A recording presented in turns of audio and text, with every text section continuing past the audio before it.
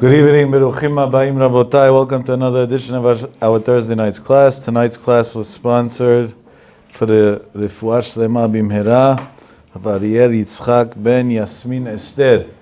Borei Olam send his machalot to Sonei Israel Bimhera v'Amen v'Amen v'Amen. He should be Bari v'Shalem ad 120. As well as, I think we're 3 out of 10 on this week.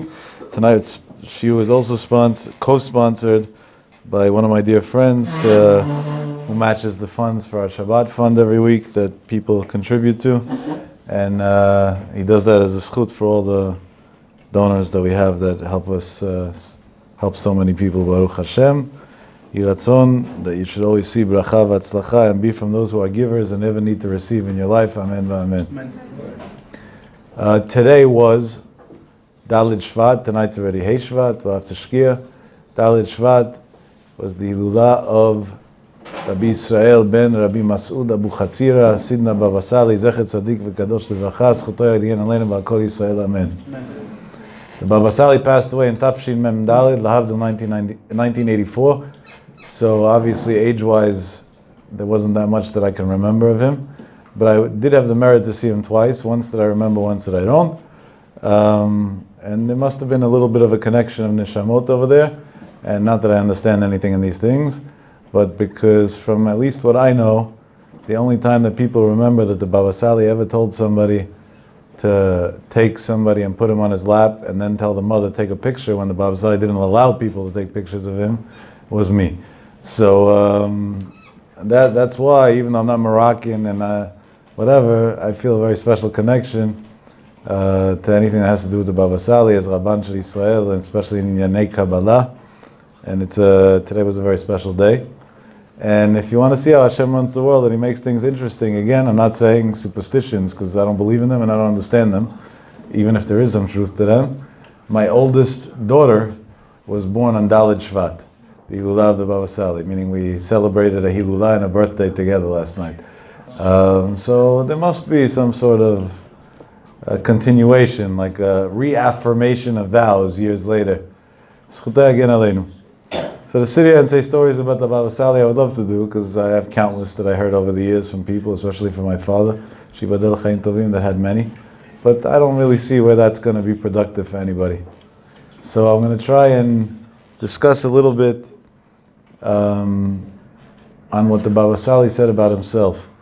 Why was he zocheh? Why did he have the merit in this generation to be such a big Baal Mofet, to be able to make such miracles that could be even for hundreds of years before, or 100 years before, there was nobody else that was able to do things like that? Where did this merit come from? Now, I don't know for sure if there were or weren't others that were able to do from, but he had powers that were beyond what we can comprehend in natural understanding. And not superstitions and random things, visible things that people were able to see clearly on a day-to-day basis, countless times. And the Baba Sali said about himself one thing that's very known, which I think we said last year, and that's that someone who doesn't see what he shouldn't see is able to see from one end of the world to the other naturally. And that he promised his kids and grandchildren, and we see it clearly by them, by the way, by some of them. But then there was something else that he once said that was very different than that. And he said, somebody who knows how to suffer knows how to heal. Somebody who doesn't know how to suffer doesn't know how to heal. He said it obviously in Lashon HaKodesh. I'm saying it in English so we understand. And many people that had close connections with the Baba Sali quoted this many times, but what does that mean? That's very weird. You have to understand what that means. So Bli Neder B'Siyata D'Shmaya tonight, we're going to go on an interesting journey that has to do with a whole bunch of different subjects combined. And hopefully at the end of the night we'll be able to come out with something that maybe will A, be a chizuk for us, because that's the goal, but B, will also explain this phenomenon.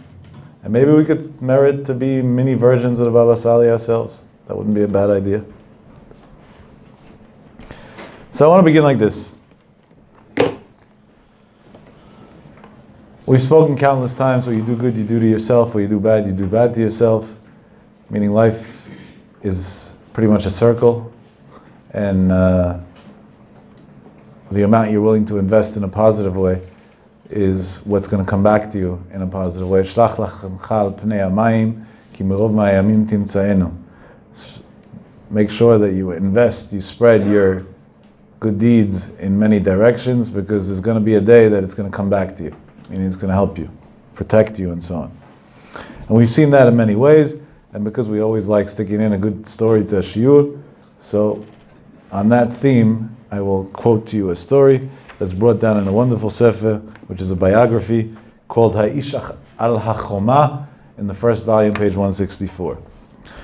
Ha'ish al HaChoma was a book that was written as a biography by Rabbi Yosef Chaim Sonnenfeld, Zecher Tzadik V'Kadosh Livracha Zchuto Yagen Aleinu, who for a while was the Ra'avad, the Rosh Av Beit Din of the Beit Din of the Briskerov.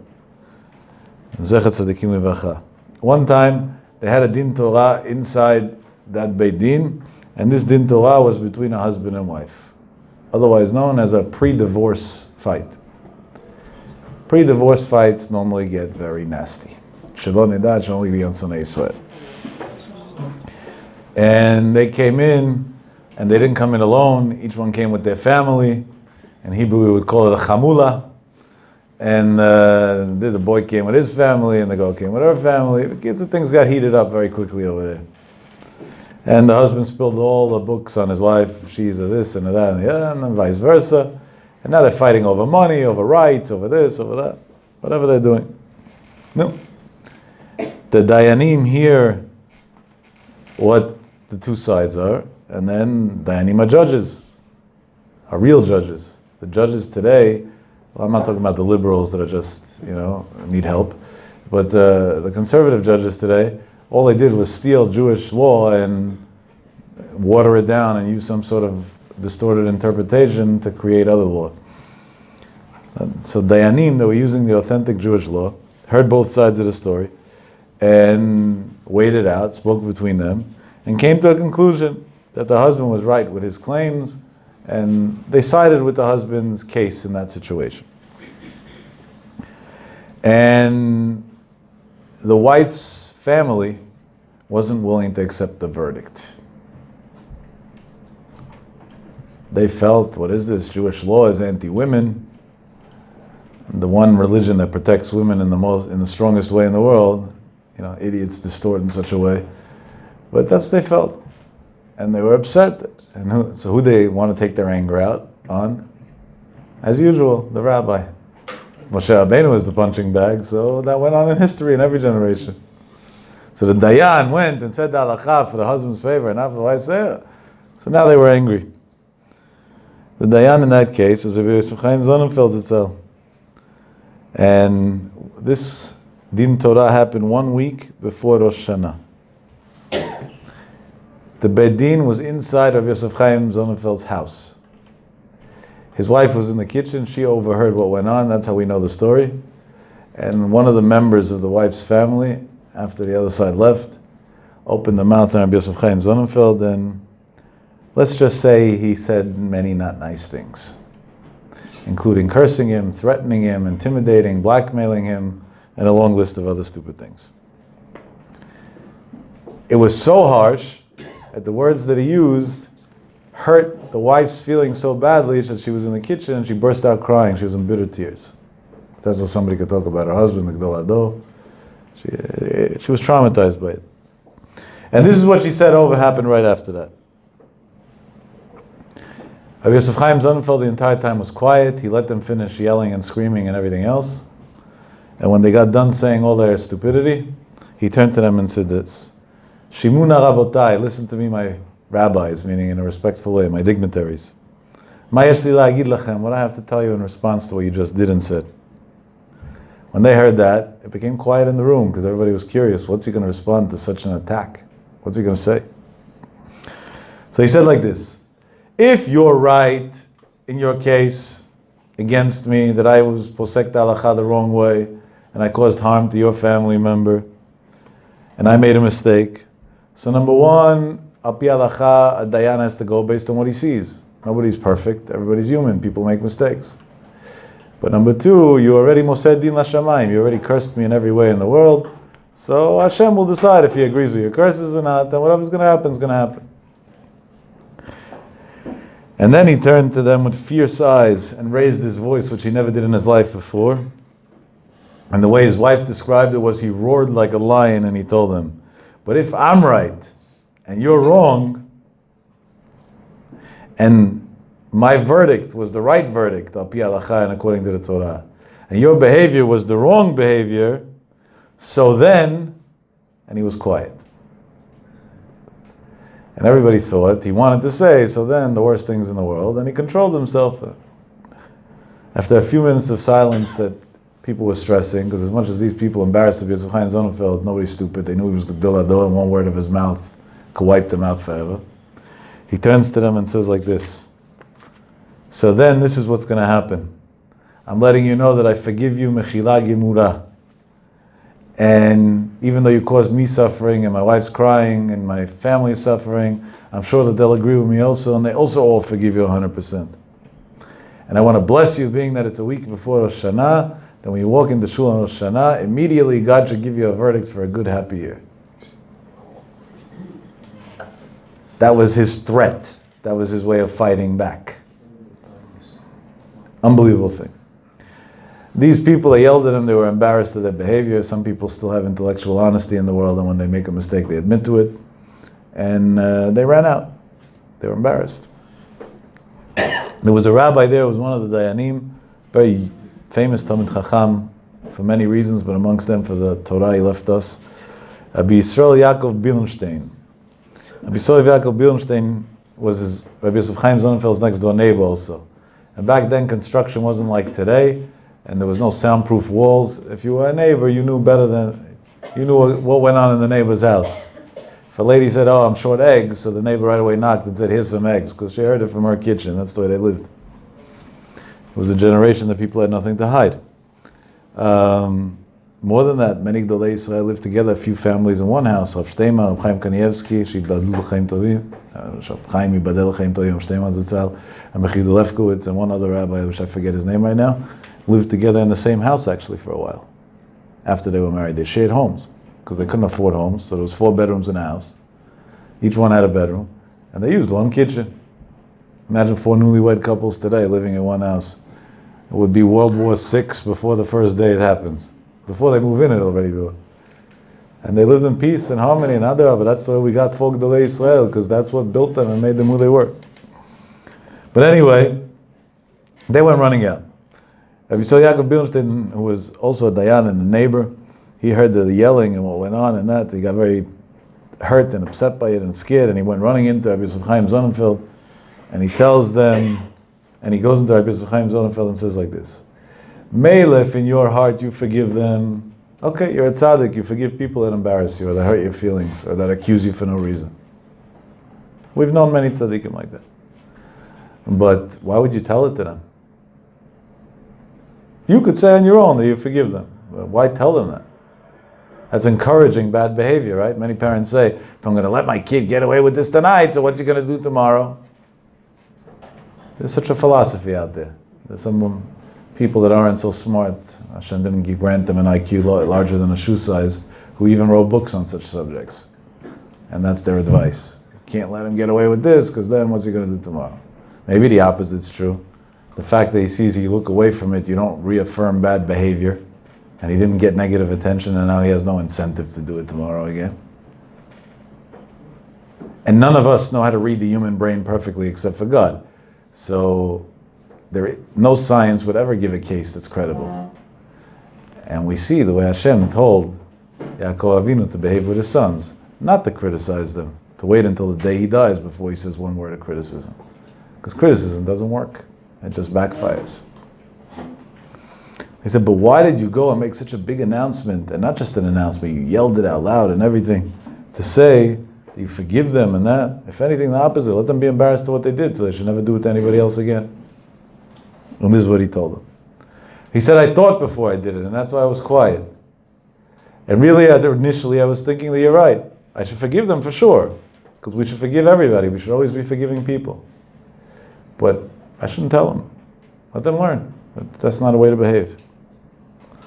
But then I realized like this. Rosh Hashanah is in a week. And everybody before Rosh Hashanah has some sort of hirur tshuva. And now, they're going to also have a Hirut Shuvah. That's probable. A Jew is a Jew. And when they're going to have a Hirut Shuvah, they're going to want to come to me to ask me forgiveness. Because al pi halacha, when you embarrass somebody, you have to ask him for forgiveness. But they're going to be too embarrassed to come ask me for forgiveness. So at that point, really, they wanted to do tshuva, to repent their sins. But I'm the cause of them not doing tshuva. So the sin becomes mine. He says, why would I want their sin? He says, you're saying their sin is so bad, why would I want it? I want no part of it. So I gave them the ladder to climb down the tree. I already told them that I forgive them. I already told them that they have nothing to be embarrassed of as a result. And now they're able to come and ask for forgiveness. And then I don't have to have their sin on me. Interesting logic. What happened at the end, by the way? So it's an amazing thing. Rabbi Yosef Chaim Sonnenfeld's son finished the story for us. He said, Rosh Hashanah, they didn't come. But Erev Kippur, as Rabbi Yosef Chaim Sonnenfeld was walking back from the Kotel HaMaravi to pray, this family was waiting by the door of his house. And they went to him, and they begged him to forgive them, and they told him, listen, it was an emotional response, it wasn't rational, we were angry, and we made a mistake, and we own up to it, and we're sorry, forgive us. And Rabbi Yosef Chaim smiled to them and told them, I already forgave you, what's the big deal, it's fine, everything's beautiful, life goes on. And then he wasn't done. He turns to them and he asks them an interesting question. He said, did you guys buy etrogim yet? So the gentleman, who must have had an illness of arrogance in him, turns to Rabbi Yosef Chaim and says, not only did I buy an etrog, I bought the most beautiful etrog that exists in the whole land of Israel, and I paid for it, and he said some crazy amount of money, half a gold coin. Back then that was considered some insane fortune. That's what he tells Rabbi Yosef Chaim Sonnenfeld. So Rabbi Yosef Chaim Sonnenfeld turns to him and tells him, because it's Erev Kippur, I feel obligated to share with you a thought. He says, etrog is a mitzvah.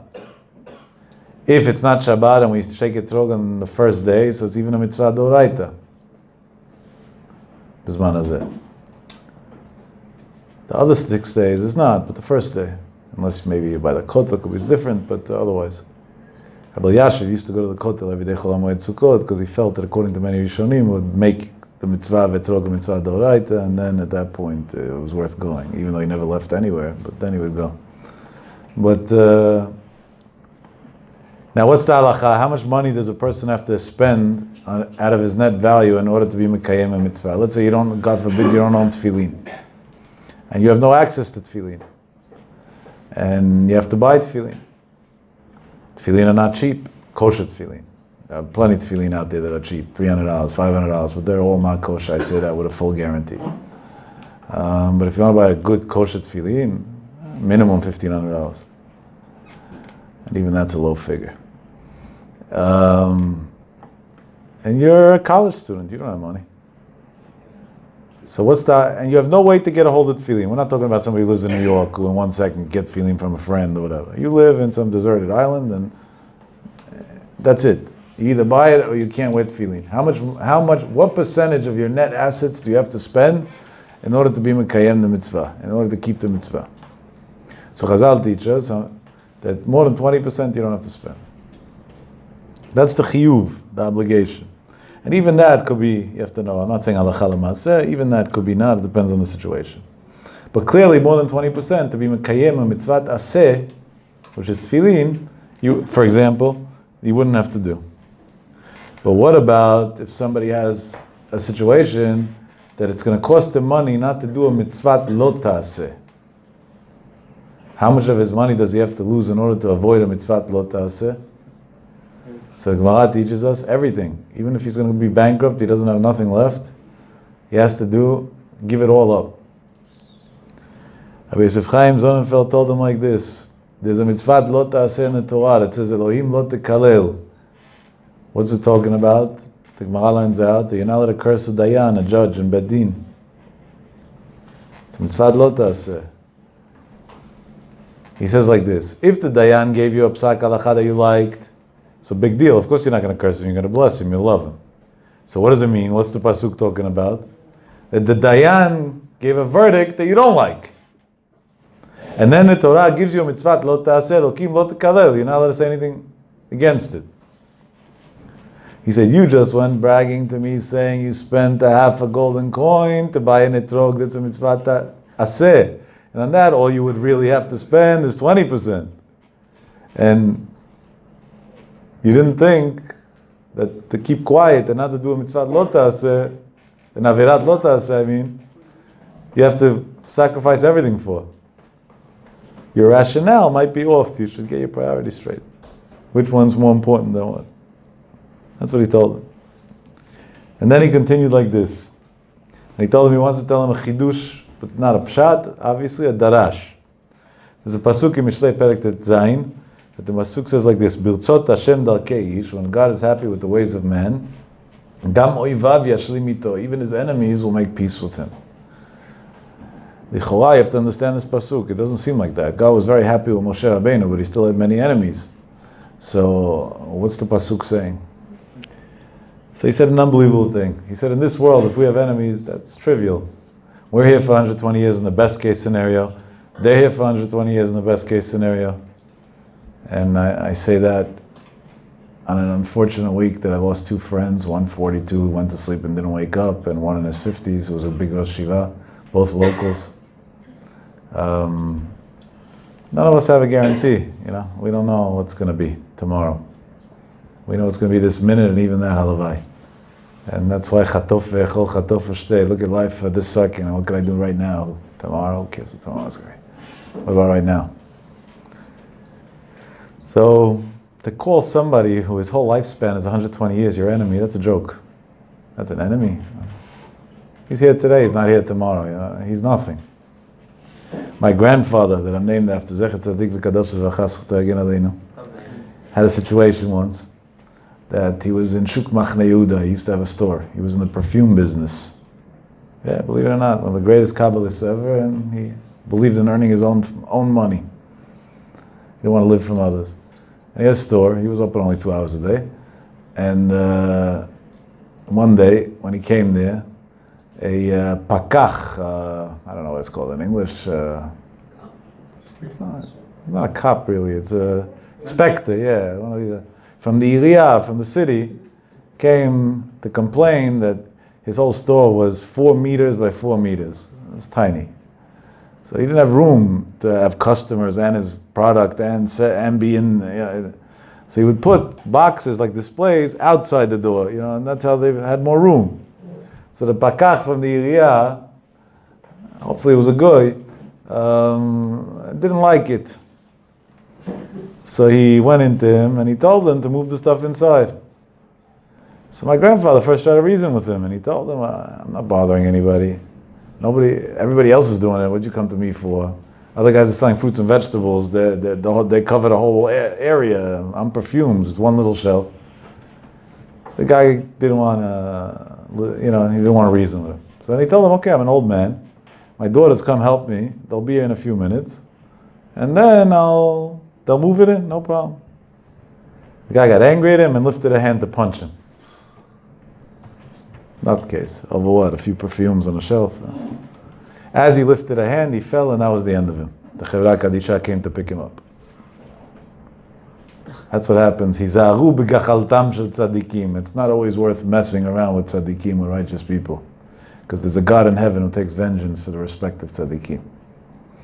That's my grandfather for many years had a terrible tzar because he felt he might have caused in Shamayim that should happen to him, because he said it hurt him very badly. Like, why do you want to hit me? What did I do wrong? But afal pikeh. So that, you can call that an enemy. That wasn't an enemy.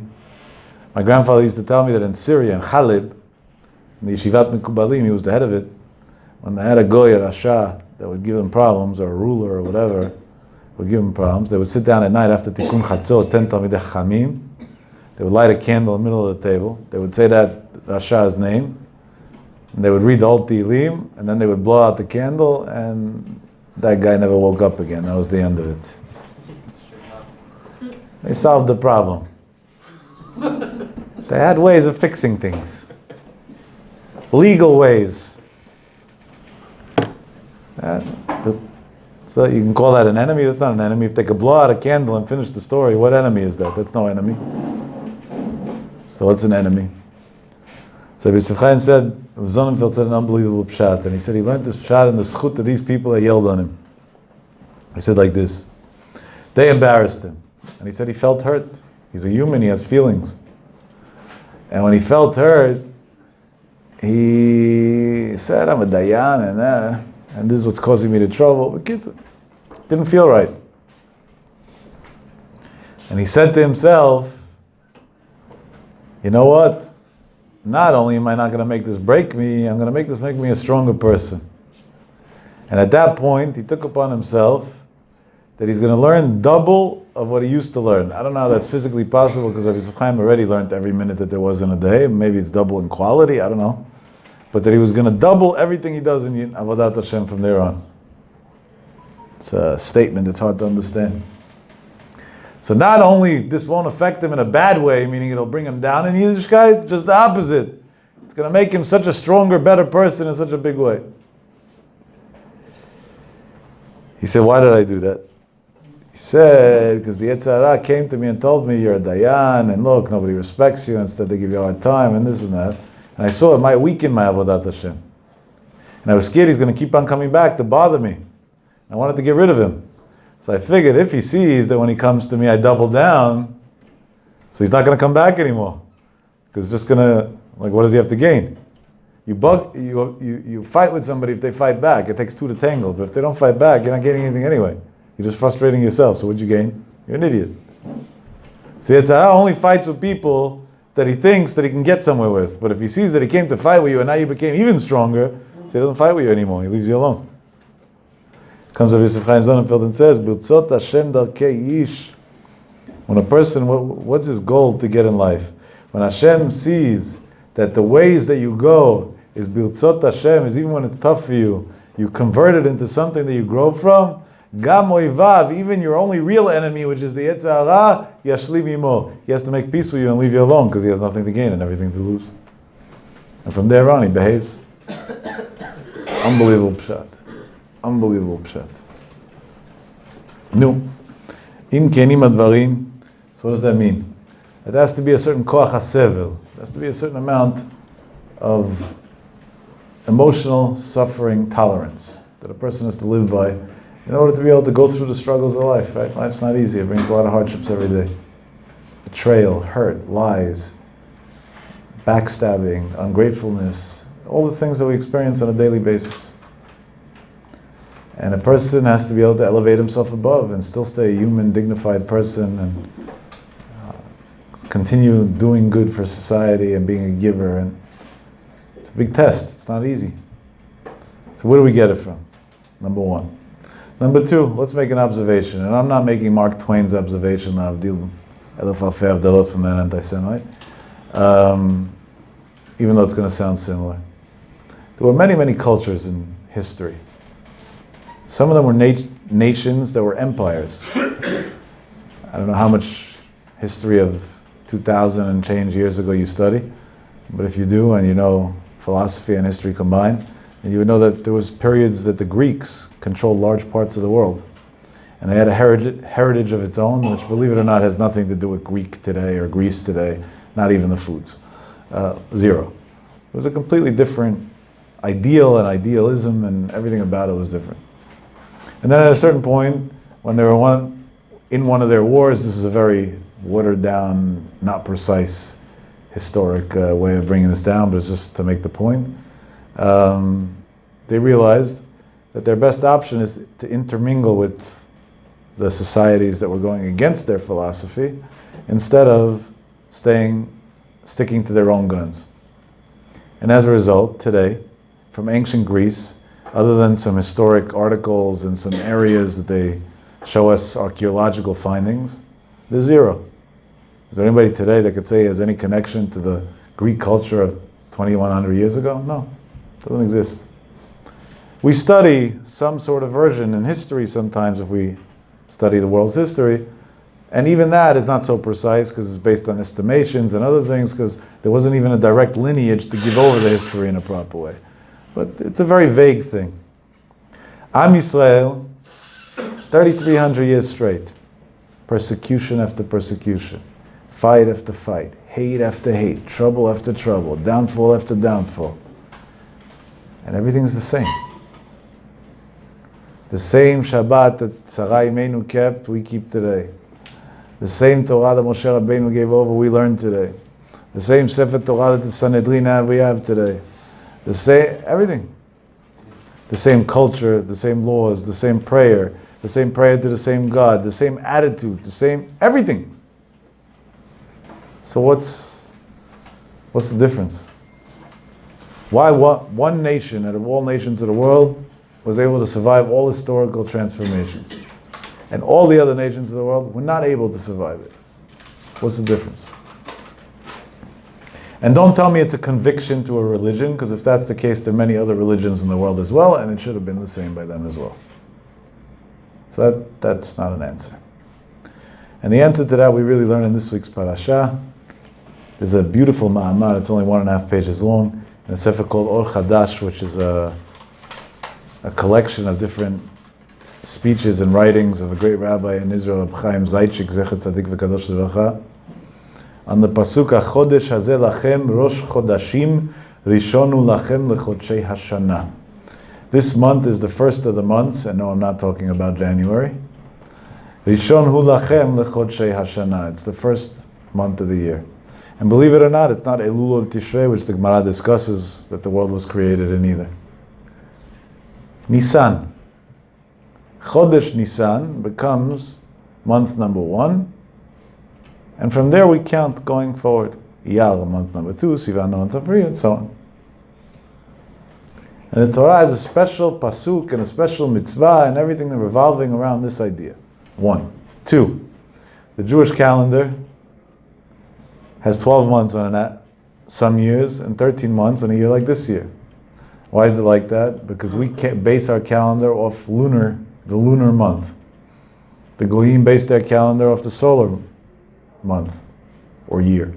The solar year is longer in days than the lunar year. So every few years we have to catch up, so we add a 13th month. That's why Mazal Adar, which month do we add? Adar, right? This year there's going to be an Adar Aleph and Adar Bet. So the Mazal, the luck of Adar is Teomim, twins. Because Adar is a month that sometimes has a twin. Sometimes there's 2, not just 1. Why is it that the Jews have a commandment in the Torah to be different than everybody? What do we always have to be outcasts? For what? What are we gaining by that? The whole world counts by the sun. You're going to go count by the moon. Why? The terrorists, they also do that. In their religion, they also have an element of Chinese, maybe. Yeah, there are others that copied us later on. The copycats. But they don't add a month. And therefore the Ramadan, for example, comes out every time in a different part of the year. Sometimes it could be at the beginning of the winter and the end of the winter. It's a little bit of a bipolar religion. Yeah, that's what it is. One day there was a peasant who knew nothing, called himself a prophet, and decided that he saw God, and God told him that he's changing his religion, disowning the Jews, and creating a terrorist group. That's really the summary of the Quran. You just learned it in one sentence. Let's be real. It doesn't, even a 2-year-old should be able to rip that apart on any intellectual level. So, what is this? That Hashem made this big deal out of the moon? And if he wanted the world to count by the moon, then he should have done it for everybody. Hashem could have put into society by the creation of the world that everybody should count by the lunar year. Number 3, it didn't start by Adam HaRishon. Adam HaRishon used the solar calendar, by the sun. It started only by Yetziat Mitzrayim, by Moshe Rabbeinu's time. HaChodesh Hazeh Lachem. You suddenly changed the way of counting? There was a president in Venezuela who was a little majnoon, and one day he decided that he's changing his clock. The time zone differences are by hours in most countries around the world, right? Some are an hour before us, an hour ahead of us, states even, or whatever. He decided he has to be different than America and different than the world. He made it a half-hour difference, as if he thought he was spiting somebody. The only person he spied was himself. It made things complicated for business and economics and other issues that it caused, and his country is in bankruptcy. But Chacham Gadol, right? Big deal. What'd you gain, idiot? You don't suddenly change times. And even when they changed, for example, daylight savings, that was for economical reasons. It was very thought out. It took many years of negotiation till it was done. It was done in a very strategic way. And it's still too young to know if there's enough proof in the pudding to say that it was right or wrong. But at least it was done in a thought out way. It wasn't sporadically done. So what's pshat in this? So let's quote a little bit from a sefer called Iyun Tefillah. It says over there like this. Adam lo manabo et Adam harishon. Adam harishon didn't count by the moon. Why? Because HaKadosh Baruch Hu told him it's not for you. And he says it in the pasuk, Rishonu lachem, it's for Am Yisrael. Lachem velo lagoyim. It's for you and not for the Gentiles either, by the way. Ma Talmud lomar lachem, lo manabo et Adam harishon. Why does it say lachem? Even Adam harishon, he didn't use this calendar. No. Then he quotes something from what's called Yotzrot. The Hasidim add in certain segments in different Shabbatot of the year. We don't do that, so we wouldn't know the quotes. But over there it says clearly that even Adam HaRishon, to him Nisan wasn't the first month. It's only by Yetziat Mitzrayim time that at that point Hashem gave a commandment to Am Yisrael that they should start counting the first month from Nisan. Now we have to understand, what is this? What does this mean? Why? So listen to an unbelievable thing. There's a Gemara in Beitzah, Daf Chaf Hei Amud Aleph. The Gemara in Beitzah says that, I think it's Chaf Hei Amud Aleph. I think so, I hope so. I don't have a Gemara I had to check, but Ezrat Hashem. Yisrael Azim Shebaumot. Yisrael are the most fierce, or you can almost call it arrogant, amongst the nations. They're the warriors of the nations. What does it mean? That's not a plus. If anything, it should say Yisrael Balei Chasadim Shebaumot, the kindest, or Yafim Shebaumot, the nicest. I don't know. Azim. You go call somebody an Az, that's an insult to Choah. That's not a compliment. Why would the Gemara go say such a thing about the whole Am Yisrael? Comes the Marsha and writes a beautiful pirush. It's much longer. I'm just quoting a tiny drop. Shelo yivoshu mipnei kol. That we have no embarrassment or fear of anybody. We're proud to be who we are. What does this mean? What does this mean? Jews were exiled. We were constantly in exile. Even today, that finally there's some variation of a state that hopefully will stay Jewish after the upcoming elections. It's in limbo a little bit, because it seems like many of the parties' campaigns are to make it a non-Jewish state. Like this Rasha Yair Lapid, Hashem Shari, give him a fuash lema, I don't know what, who openly announced that his whole agenda is to send all yeshiva boys to the army and to stop religious people from practicing religion, and a long list of other nonsense that he said 2 nights ago. Little does he know he's messing with somebody above who has other plans. He had a father that was like that too. He forgot that as soon as his father said that, Hashem told his father, come upstairs, we'll discuss it in person. It's a shame he doesn't remember his own family history. But, so what's azim? To be arrogant like that? That's not a ma'ala, that's a chisaron. That's the biggest flaw. That's a character flaw. El azim shebaumot has to have a deep shot. So we're in a nation of exile. Place to place, country to country, Jews scattered all over the world. This, that, Forget about Jews, even Orthodox Jews. Wherever you go in the world today, you find 2 things, Coke and Chabad. Everywhere. You go to some... I'm surprised they didn't get to the top of Mount Everest yet. They're on the bottom, they're there already. But the top they didn't get to yet. But it's unbelievable, right? Wherever you go, there's Jews. Honestly, by now, wherever you go, there's Israelis. Forget about Jews. You hear Hebrew people talking anywhere and everywhere. It's unreal. You go to the most foreign places and you just hear Hebrew. It's like a wild thing. And that's called exile. And with all of that, we stayed a nation and a heritage. And we went back to our land. And Bezrat Hashem will all go back to our land soon. B'viat Mashiach b'mirav yameinu amen v'amen. And everything about it is, so what's pshat? What's going on over here? So the answer is like this. Comes up Chaim Zaychik and says that HaKadosh Baruch Hu went, and when he created the world, he put a koach in Am Yisrael once they were named Am Yisrael, meaning from Matan Torah on. That's called koach hasevel, the power to suffer. and the ability to see light in darkness. Normally, if a person's in a dark situation in life, the first thing he wants to do is just switch it. He doesn't want to stay in it. He runs away from it. If you have a job you hate, you look for another job. To be a Jew is a big job. And it's a job that, technically, I understand self-hating Jews to a certain level. It's a job that you're persecuted in, that you're hated in, the name titles, and the list goes on and on. Ask the Occupy Wall Street movement, they'll tell you all about it. Or unfortunately, most of the US today. So what's the depth of it? They don't have a koach hasevel. Hashem didn't give the nations of the world the power to suffer.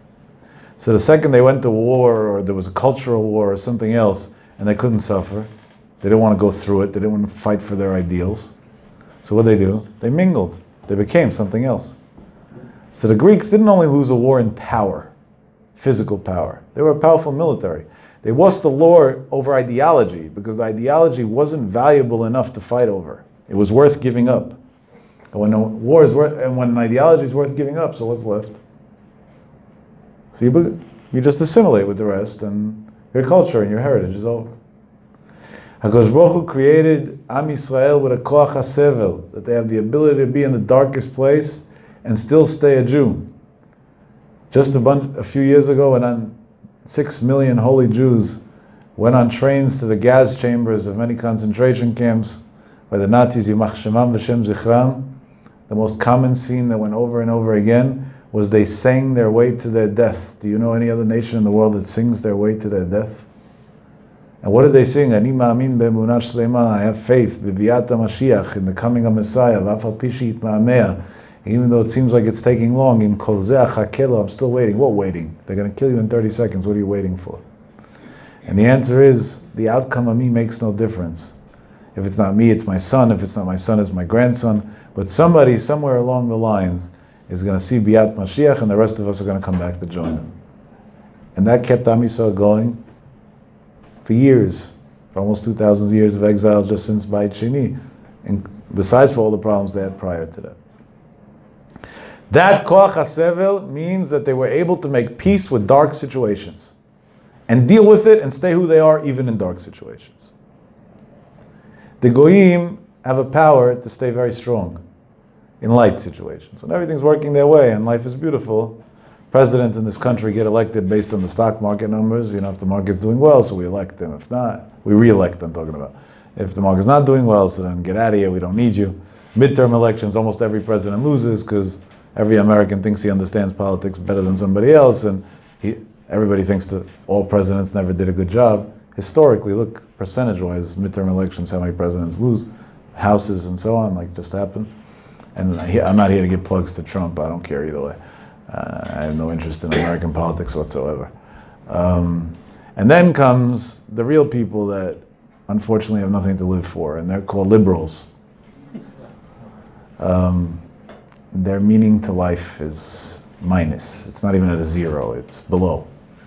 And the proof to that is this, that they live a standard that makes no sense. I'm not talking about ethics.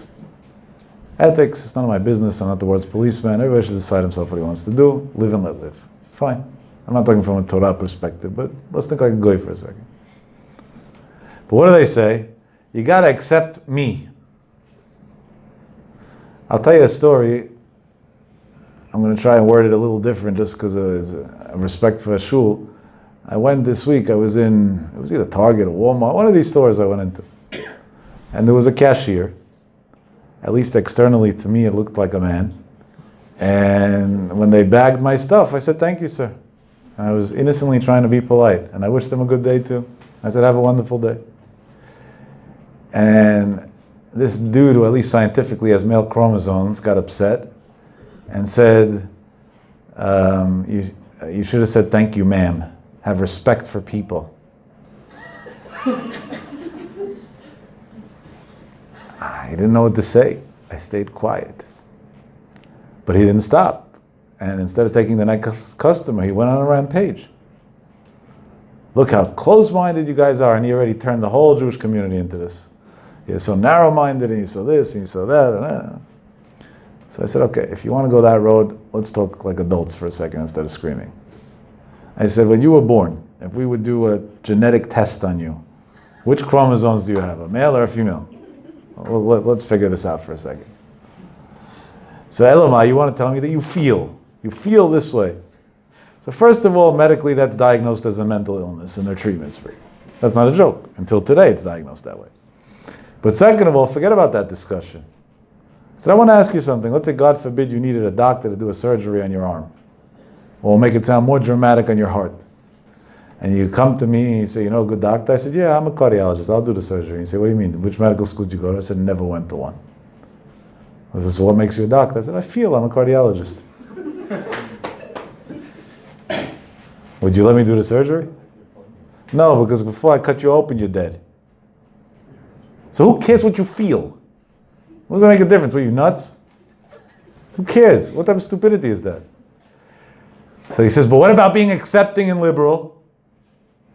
I said, that's great, but what about being accepting and liberal as somebody who doesn't want to accept something that's non-scientific and against all norms? So I have to accept your insanity, which is diagnosed as a medical illness, but you cannot accept my sanity. And you're the liberal and I'm the conservative. I think if anything, the opposite. I'm the liberal and you're the conservative. You went and put some wall of what's considered privileged and underprivileged and who has rights and who doesn't. I went and said, live and let live. Just don't force upon me your crazy values. You would wish he would have conceded. He said, his response at the end of the whole thing was, you're a lost cause. So with a smirk on my face, I told him it takes one to know one. And I walked away. That's a nek silki valto. Answer a fool based on his level of intellect, his intelligence. Crazy, right? Same. But do I blame him? No. You know why? Because Hashem never gave him a koach hasevil. To him, the world is dark. So as long as the world was light to him in his mind, so then everything's good and we don't have to come with agendas and fill our lives with stupid things and whatever. But once the world became dark to him, he doesn't know how to deal with darkness. So now today he feels like this, probably in 3 weeks he'll feel something else. Well, you know, he'll feel one day he's Superman and jump off a roof too.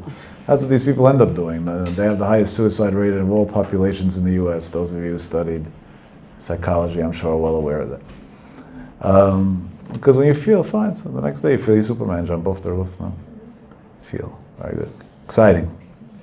By the way, that's my response to all those Jews that say, I feel Jewish, or I feel traditional, or I feel... That's great. I feel I'm a neurosurgeon too. You still won't let me cut your head open. It goes by your education, aka how much Torah you learn, and your actions. That's where it starts and ends. Your feelings, we'll play the violin for you, and that'll be beautiful, but you know, for that you go to the New York Philharmonic for feelings. But in real life, that doesn't make a difference. But HaKadosh Baruch Hu went and gave Am Yisrael a special koach haseva, a power to go through struggle, to be able to suffer and still stay who they are and still be proud of their identity and still stay strong. That koach haseva is a huge blessing. Because that's why even though we suffered throughout galut after galut and tzara after tzara, Am Yisrael chai v'kayam, we stayed a nation that's alive and kicking. And it's going to be like that forever. And that forever is not long. Pitom yavo elei adon hakol. Maybe we'll start a series soon about the subject of ikvus d'mshicha, because I think everybody has to be ready for it. And we're very, very close. Very close. We're at the end of the end of the end. And there's no way around that, and it's not from mystics or calculations or whatever, you know. Chazal said, Tipach ucham shem chashvei kitzim. It's out of clear ma'amarei Chazal, or what the Gemara says, black and white, without any doubt, and we see it so clearly. If that's the case, comes Rav Zaychik and says, listen to this pshat, this is priceless, share this with your loved ones, this is priceless, this is a grand slam. He said the goyim count based on the sun. Why? Because Hashem gave them the power that when everything's good, they are who they are. When things aren't good, they become something else, they change. They suddenly betray their most loved ones. The Jews, Hashem told them, don't count to the sun. Because if you count to the sun, there won't be a Jewish nation. Count to the moon. Because your power is, from the day I gave you the Torah, that it's going to be dark outside. It's not going to be easy. You're going to struggle. but you'll find a light within that little moon that shines during the dark night. That's why Goyim count L'fi Hachama and Yisrael counts L'fi Levana. Unbelievable thing. Comes Rav Zaitchik and writes in the Sefer, amazing words that I want to quote. Lachen masar Kadosh Baruch Hu et sod halvana leYisrael. That's why Hashem gave the secret of the moon to the Jews. Sheyu monim ba, that they should count based on it. Ve'ilu ha'akum monim l'chama, the Goyim count based on the sun. Lomar ma chama ino el bayom, just like the sun is only during daytime. Hainu ba'olam hazeh. Uma chama shel esh, kach atidim lidon ba'esh. That's already the hardship part, but they're going to pay a price for it. And I want to add on to what Rav Zaitchik says. If you remember the Gemara Masechet Avodah Zarah right at the beginning about Yemot HaMashiach, La'atid Lavo, HaKadosh Baruch Hu is going to come to the Goyim and say, Kol mi she'asak ba'yitol schara, whoever kept the Torah should come get his reward. And immediately they're going to, nation after nation comes. The Gemara explains it at length. I don't have the time to go through the Gemara, but hopefully you remember it, and if not, look it up. And what ends up happening when they realize that all their answers are nonsense? He said, give us another chance. And Hashem believes in giving chances. So he said, I'll give you mitzvah achat. And an easy one too. He gave them mitzvah sukkah.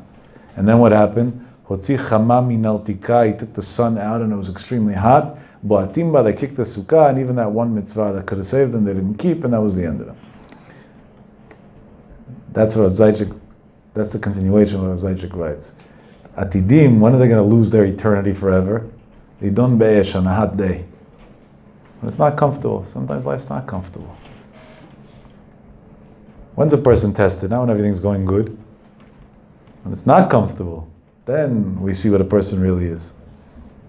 And if you want to understand the depth of that, you can look in the Yalkut Shimoni in Yitro Resh Pei Vav, or in the Zohar Kadosh in Yitro right at the beginning, and you'll see much deeper things of what it means Koach HaSevel and why Hashem made it that way. Why didn't Hashem give this to Adam HaRishon? Because it wasn't applicable for him. Adam HaRishon didn't know what Galut meant. He didn't know what exile meant. He came to Gan Eden, they threw him out of Gan Eden, whatever, but that was the extent of it. Lived 930 years, he had a very long life. He didn't know what Galut meant, so he didn't need it. So it wasn't revealed to Adam HaRishon. It wasn't applicable for him. It had nothing to do with him. No. If that's the case, we could say an unbelievable pshat. In Shmot Perek Lamedal Pasuk Tet it says, after the sin of the Egel, Moshe Rabbeinu went to God and prayed to God, Yelechna Hashem bekirbeinu, Hashem should go amongst us, ki am kshe oref hu, because this nation is a stubborn nation. Imagine a child does something very, very inappropriate, and his mother saw him, and it's an uncomfortable situation, and he goes to his mother and says, forgive me for what I did, but don't worry, tomorrow morning I'm doing it again. I don't think that's going to fly with a mom, right? Not really going to work so well. A guy got pulled over for speeding, which you shouldn't do, it's not safe. And the cop comes to the window and says, you were speeding? He says, sure, I know. And if you want to give me a ticket, do. If you don't. But in 5 minutes, I'm speeding off from here again. He's going to slap the whole book at him, right? I'll give him every ticket in the world. When Moshe Rabbeinu is coming to get forgiveness for Am Yisrael, what he says? Yilechna Hashem b'kirbeinu. Let them go amongst us. Why? Ki am kshe orefu. They're stubborn. They're going to go do it again. That's not a way to ask for forgiveness. So it can't be that that's the pshat. So what does it mean? Comes up Chaim Zaitchik and says, based on what he's saying, it's very simple. Moshe Rabbeinu told them just the opposite. God, they sinned, it's true. And their sin causes the world a very dark place. But ki am kshe orefu, when you gave Am Yisrael the Torah, you gave them the power that inside of darkness they can turn that into light too. Yisrael azim shebaumot, they have the strength to be the arrogant, the fighters against the tide. They don't concede to darkness. And they try again and again and again, as the Torah teaches us, Shiva pa'amim yipol tzaddik v'kam. Even the person who's still titled a tzaddik, 7 times in a row he can make the same mistake and he's still righteous. Because that's the koach of Am Yisrael, that's the power of Klal Yisrael. Over and over and over and over and over, and he's still a tzaddik. He's still a righteous person. And that explains Yisrael Shazim Shebaumot, that's the biggest compliment that you could possibly have. That we can fail at something 1,000 times, but 1,001 we succeed, because we don't give up. And that's what keeps us as a nation unified, and that's what keeps us strong in our faith in who we are. Based on this, Rav Chazisa from Kelm says an unbelievable explanation on a pasuk in Tehillim, Perek Kuf Yudchet, pasuk Chaf Aleph. Otcha Hashem ki anitani. I praise you, I thank you, God, that you made me suffer. Vatihili lishua, That caused me salvation. I would say, Lo miduv shachar, don't save me and don't make me suffer. Leave me alone. Let me live in peace. What does it mean? Otcha Hashem ki anitani. I said, thank you for the suffering, but the Yeshua, the suffering made me be in a matzah of Yeshua. What does that mean? Comes to Shechon Zitzel Mikelim and says, if not for darkness, we could never have light. He said, Dafka, through the fact that Klal Yisrael suffered, that's exactly what created them such a strong nation that was able to last, that was able to be an Am HaNetzach, an eternal nation.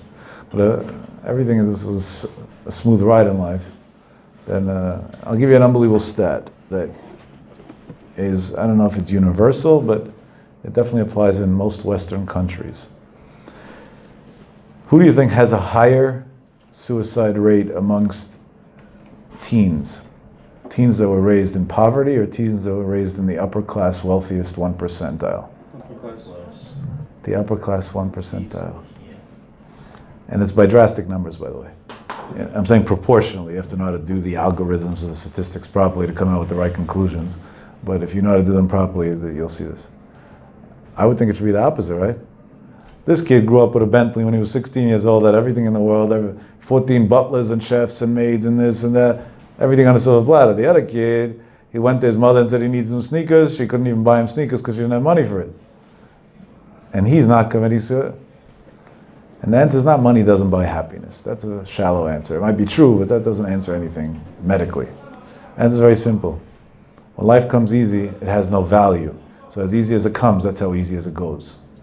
Just like somebody wins the lottery, he wastes all the money within 5 years, and normally, statistically, 5 to 7 years later, he's poorer than before he started. When something comes hard, it suddenly has value. Otcha Hashem ki anitani. What made a Yid a Yid? What gave the koach of a Yehudi? Ki anitani, that it was hard. But the Hilula Yeshua, that was the biggest Yeshua that could ever be. Israel's called the high-tech nation, right? That's what they nickname us around the world. How did we become the high-tech nation? We just had the gadget show over here in the US. The majority of new high-tech patents were Israeli, the majority. Here's a country that if you look on the globe, you can't even find it. It's not even a needle point. The state of New Jersey has more residents than the whole Israel combined. And I'm talking about with the terrorists, Yimach Shemam. If we don't consider them, then way more. And the majority of the technology in the world is coming from them? Question one. Number two, here, kids go to college at 18. There, they can't even think of going to college until at least 21. Normally it's even after that because they suffer from post-trauma after being in the military. So they start their life at a minimum 3.5 years later than we do here.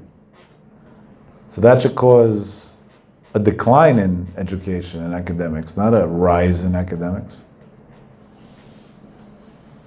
You know what the answer is? Here we get everything for free. So we don't value anything. So everything's disposable and people just fail. Their life is disposable. There, everything comes with hard work. When a 4-year-old boy goes on a bus in the morning to go to school, he doesn't know if he's coming home at night because there might be some radical Islamic terrorist that's going to blow his bus up.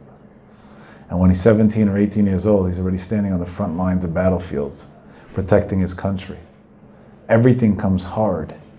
And when everything comes hard, you value things. And then when you go out to the real world, you value that too. And you give it your all. And you're successful. Percentage-wise, in Nobel Prizes, the amount of Nobel Prizes that Jews hold is insane. It makes no sense statistically in any proportion, in any fantasy. Same reason. Because the Jewish nation suffered. And when things come hard, and you don't concede, the end result, the product, is priceless. HaKadosh Baruch Hu gives a special power. Everybody knows about the Baba Sali's miracles, about the arak that never ended, and about the people in the wheelchairs that would walk in and walk out walking, and about his grandfather's flying carpet, and all those stories we know about. But did anybody ever care to tell you that the Baba Sali's life was extremely hard? That he went traveling exile after exile, that he wasn't accepted in many places, that he was considered a fanatic extremist, that people didn't like him, that he had enemies, that people didn't accept him, that people didn't respect him. Did anybody tell you about that part of his life? No, because we try to rewrite history because it's not convenient for us to deal with it. that he battled illnesses, that he battled personal suffering, that his own son, Rabbi Meir, Zechet Tzadik Levacha, died in his life, and that killed him. He lived less than a year later. He couldn't deal with that suffering anymore. Suffering after suffering after suffering after suffering. How is he able to bring Yeshua to Am Yisrael? Dafka, because he came from the place of knowing what it means to be exiled. Dafka, because he came from the place of knowing what it means to hurt. Dafka, because he came from the place of knowing how to deal with darkness. When a man knows how to deal with darkness on such a high level, God says, "Vatihili lishua," you'll be able to bring Yeshua to Am Yisrael. You'll be able to be the savior, to bring salvation to the Jewish nation. Obviously, there are many other contributing factors as well, but this is an out-of-the-box point that I think, for some reason, is always skipped and never stated. And that's a greater lesson than any story we could possibly say about the great tzaddik. No. I want to end off briefly talking about something that really could be a series of shiurim, and maybe one day we'll do it if Hashem gives us the health and the life. But I think there's an interesting phenomenon that we can conclude with based on some of what we're going to say very quickly. There's nothing in this world that was created or even that man created without meaning or without a reason. Hashem caused people to come up with certain conclusions, like even names. Hashem told Adam to call things its name. Why? Because a name is not a name, it's not a title. Today people use names freely, right? We call people the weirdest things in the world. People call themselves names of animals. Well, that's not so weird, they behave like that. But like flowers, I don't know. But that's not what it is. A name really means what something is be'etzem. And the same thing in everything in Judaism. The Zohar writes about it a lot. Even the alphabet, the letters of the Torah, every piece, every element has tons of deep meaning. One of the things that we use every second of the day in one way or the other is numbers. Numbers are what really make up every understanding of everything in the world. Without numbers, there's no dimension. We can't, that's the comprehension of the world. So let's talk a little bit about numbers and the meaning of numbers. And we're just going to use a few examples to get to one point. So, we, on a very shallow level, think that numbers come to express a quantity, right? Here, there's 2 cups, that's why it's 2. 1, 2. It's a way of saying how many cups there are. But believe it or not, Chazal don't say that. Chazal say that numbers come to do a lot deeper than that. So let's see what that means. Tomorrow night, and Shabbat day, we're going to say in Kiddush, about the 6 days that God created the world in, Bayom HaShvi'i, and on the 7th day, Shavat Vayinafash. 2 numbers that we suddenly have in the Torah that we deal with. 6 and 7. Before that we dealt with a few others. Vayera Vayivok Yom Echad, 1, 2, and so on. So we're going to pick a few selectively, even though really this can be a topic that can go on forever, in order to come out with something interesting. 1.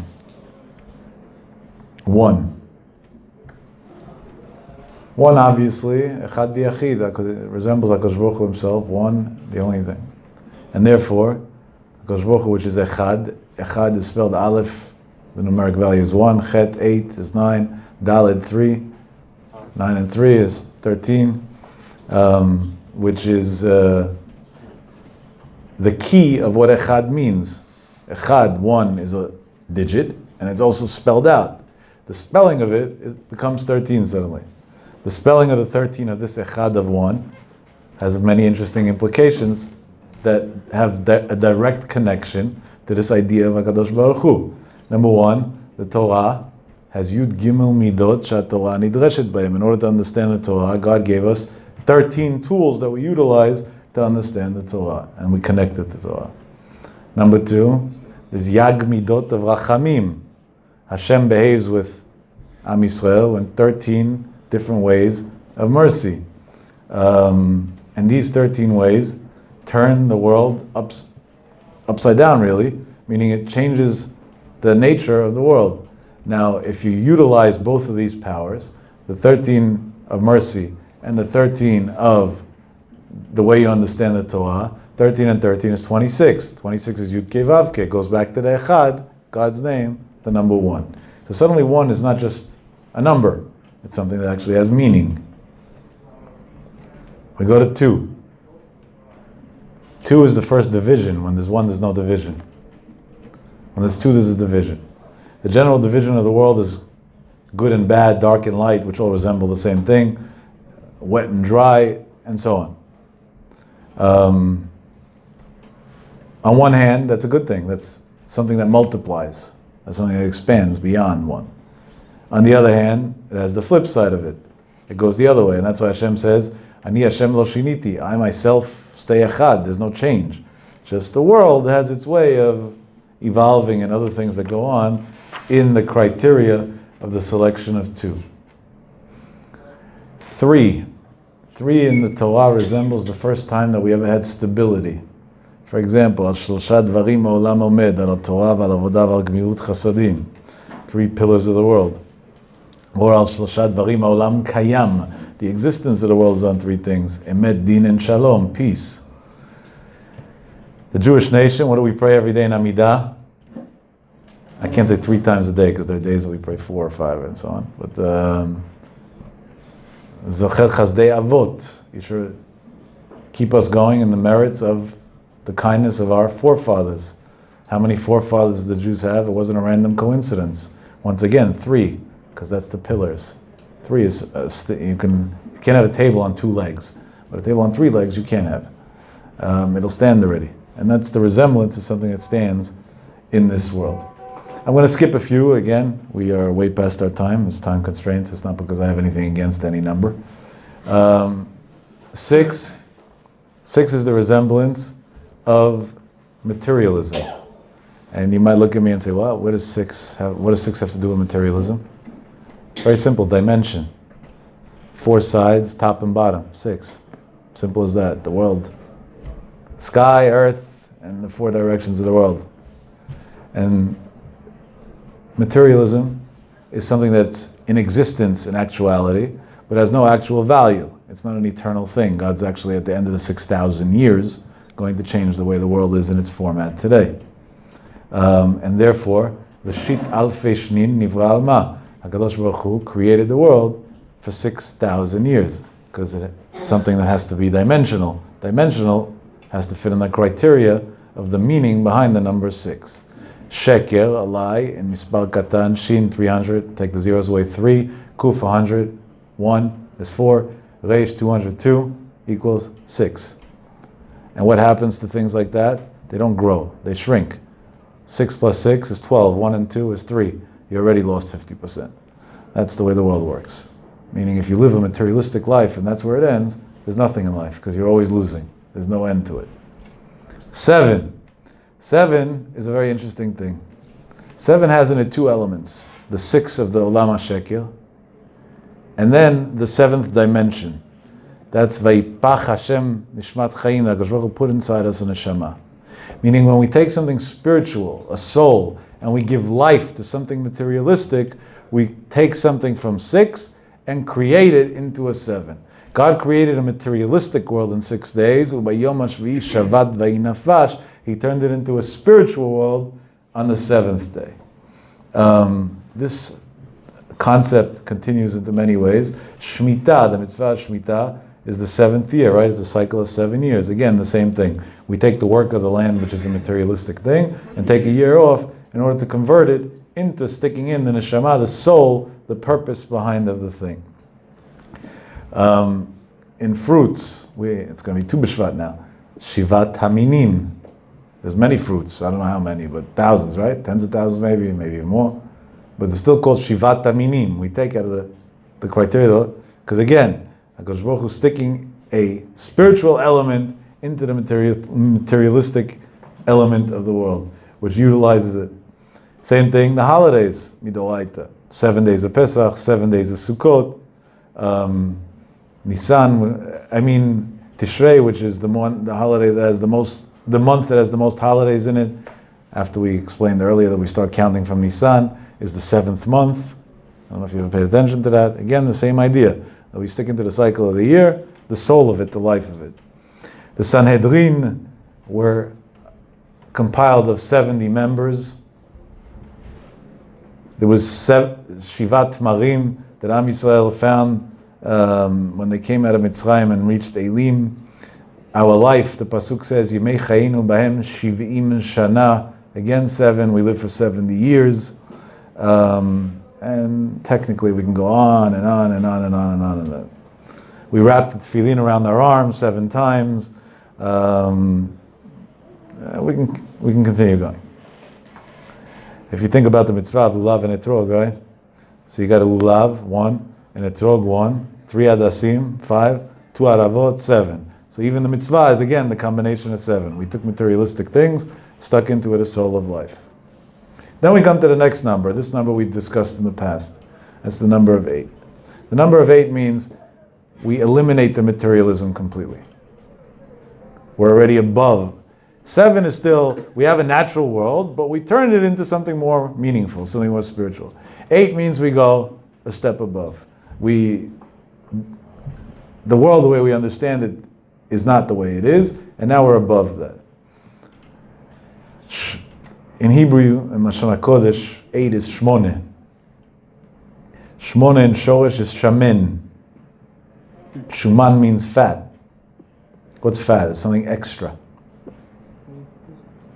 To the good or the bad, but it's something extra. Today everybody's running to gyms, or at least making New Year's resolutions that they're going to go to gyms. That's the gym business, and then they never show up to lose weight. You know, the Midrash says that in the times of Mitzrayim, in Chazal's times, if a woman was skinny, nobody would marry her because she was considered a cholanit, a sick woman. So you see that cultures changed, and times changed, and things changed. But shamen is a new. And if we pay attention, it's a very interesting thing. What's considered the symbol of materialism in physical things that we relate to on a daily day? Water. We once said a whole shiur about that to explain why. Because water on its own has no shape. Somebody who has no backbone is not a spiritual person. He's a materialistic person. He folds to everything. Somebody who has a backbone, who sticks for his values, sticks up to his values, is somebody who has the. No. What Moshe Rabbeinu, who was the one who wrote the Torah and transcribed by God and gave it to us. What is the Torah? Why was he named Moshe? Ki min hamayim mishitihu. HaKadosh Baruch Hu took Moshe Rabbeinu out of the water. Meaning he said, Moshe, you're going to be different than all other humans. Regular humans are human, and they have a neshama inside of him. I'm taking you out of mayim, which resembles chomer, materialism, and I'm pulling you to a level of above, to the level of 8, that you're going to be much higher. And therefore, everything that has to do in names and in other things that go beyond what we call the regular physical world that we associate with in touch, suddenly has the idea of shamen in one way or the other, sham, inside of it, like Shamayim, Neshama, Moshe, Rabbi Shimon Bar Yochai, Hashem Yitbarach, Hashem, the name of a person, the one who symbolized Torah before Moshe Rabbeinu, Shem ben Noach, and the list goes on and on. But that's just a few examples right off the bat. And that all comes from the power of the number 8, the Koach HaShmoneh. And therefore, HaKadosh Baruch Hu gave us a mitzvah that we circumcise a boy on the 8th day. He was born healthy. What are you cutting him up for? Because we go above the rules of nature. Naturally, leave him as is. But here we're going above. Again, the idea of the 8. And Simchat Torah, Shmini Atzeret, in America we have an extra day, but in Eretz Israel, is Shmini Atzeret. When's the day that we could be happy with the Torah? Only when we get to the point, once again, Shmoneh, that we get to 8. The same idea happens when it comes to the acceptance of the Torah. Matan Torah, Har Sinai, the holiday of Shavuot, Shiva Shavuot Tispor Lach. First, go through a cycle 7 times 7, the 49 days that resemble your world, even your spiritual world. And then when am I giving you on the Torah? Tmimot tiyena. When you're done 7, then now you can get Matan Torah, the 50th day. And that's why the 50th Shara Kedusha is the ultimate Shara Kedusha that we're going to get back to B'viat Mashiach B'mhira. And that's the eternal number. And that's the idea of Chamishim Sha'arei Bina, by the way. And like this we can go on and on. There's no, it's an unbelievable thing. There's a ma'amar from a rabbi that's very known today because of his wonderful writing talents named Moshe Garelik. And over there he quotes a few interesting things. He says if you look, the days of the creation not only were 7, in the Torah they're divided by 7 piskaot, meaning the 6 days plus Shabbat. There are 7 Sfarim in the Torah, and you're probably giving me dirty looks. There's Chamisha Chumshei Torah, 5. What does 7 have to do with anything? So just so you don't feel silly, it's very simple. Chumash Dvarim has in it, Bamidbar has in it 3 Sfarim. Why? Because HaKadosh Baruch Hu stuck in Vayi bin Aaron, which according to the Halakha splits the Sefer Dvarim, and so there's the first part, Vayi bin Aaron, there's just the second Sefer, and the end of, Bamidbar, and the end of it. So 3 and the other 4. So we have again, HaKadosh Baruch Hu gave us the Torah, which we call Chamisha Chumshei Torah, but really He gave it to us in a way that has to do with, again, the idea of the 7 books, because it's something that we have to utilize to associate with ourselves in life. If you look in the Psukim, I should say, of Vayi bin Aaron Vayom Moshe, which Al Pi Halacha is called a Sefer Bifnei Atzmo, a separate Sefer, it happens to have 28 letters in it.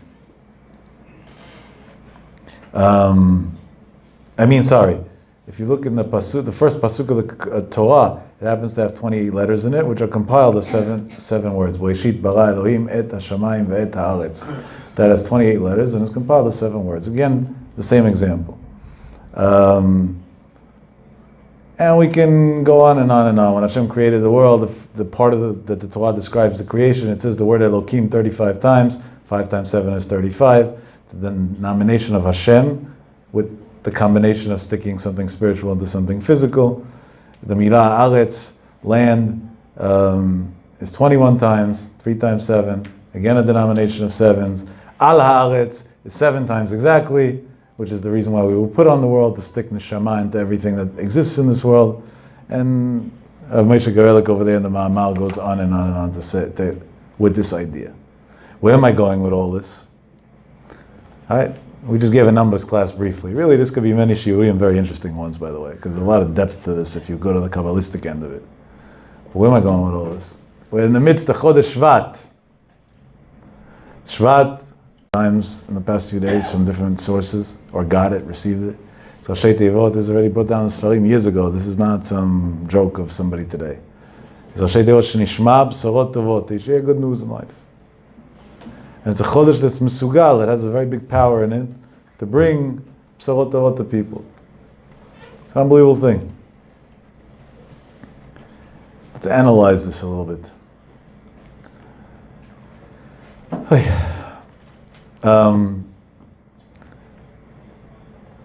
What's the b'sorot tovot of Shvat? Shvat has like a yontiv that's not really a yontiv. We have 2 b'Shvat, which is Shana La'ilanot, it all has to do with trees, and that's the munch and Nishma b'sorot tovot. What's going on over here? What's the whole idea of the Shvat? What does it mean? So after 7 and 8, which we just spent a lot of time talking about, comes 9, which we spoke about in the past, so we'll just say one sentence. 9 is already something that resembles eternity. Chotamo shel HaKadosh Baruch Hu, the seal of God, is emet. Emet, Aleph 1, Mem 44, together 5, Taf 404, together 9. Why is Hashem seal emet 9? Very simple. 9 and 9, 18. 1 and 8, 9. 3 times 9, 27. 2 and 7, 9. 9 times 9, 81. 1 and 8, 9. And go on like that as many times as you want. And no matter what you multiply 9 by, it'll always stay 9. Chotamo shel HaKadosh Baruch Hu. What's Hashem's seal in the world? Emet. That there's an eternity, that there's something that's going to stay forever over here. It's an interesting thing. Shvat has 2 elements in it. The shin and the bet, the shev, the you relax, Hashem yilachem lachem v'atem tachrishun, like we're going to read in another week in the parasha. Shin 303, bet 2, 5, the hay of the Shem Havaya, and tet, the 9, the eternity. Comes like HaKadosh Baruch Hu and says, if you're going to take me and put me into you, shenishma b'sorot tovot. You could shev, you could sit, and leave the 9, leave the eternity, the power of eternity, to take over the rest and do the job for you. And that's an unbelievable koach that we have now. Akadosh Baruch Hu should help that Zchut Tzadikim that we mentioned and the Torah that we learned, Bifat Baba Sali, Rabbi Yisrael Abu Chatzira, Rabbi Masud, Zecher Tzadik V'Kadosh Levacha, that Hashem should say, Dai Letzarotenu, and we should be Zocher, Legeulah Shlema, and Geulah Amitit, B'mera V'yameinu, Amen V'Amen, Tizku Shanim Rabot, Mimot V'Torot.